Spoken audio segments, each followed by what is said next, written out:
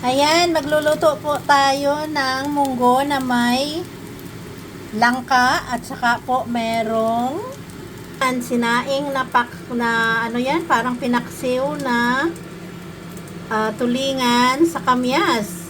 So, tinanggal namin yung ulo dahil nga baka maano yung mga bones niya. So, ayan.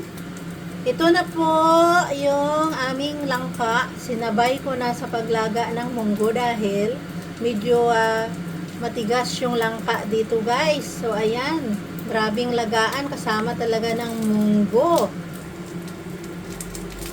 Ayan, syempre, mayroon pong gata. Ayan, ayan, lutong Bisaya. Sorry, kasi mga Bisaya kami. So, ayan, nagsangkutsa muna tayo ng bawang at saka sibuyas. Tapos, ilagay na natin yung ating nilagang langka at saka munggo. So, parang isimmer natin yan siya ng kaunti. So, ilaga muna natin din yan guys ulit para yung amoy ng bawang at saka sibuyas mag-accumulate dyan sa parang kanyang sabaw-sabaw kaunti, syempre.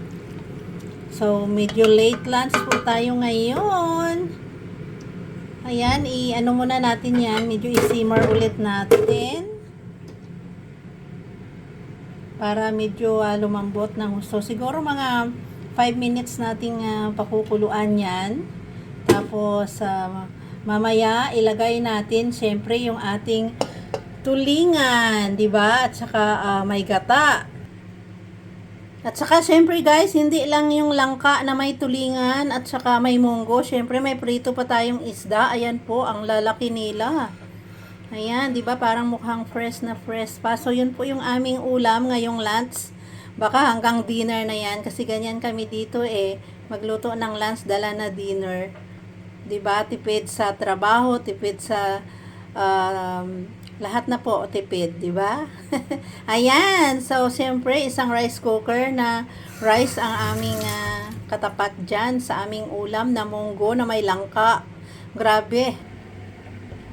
So ayan guys, hindi pa rin siya kumulo.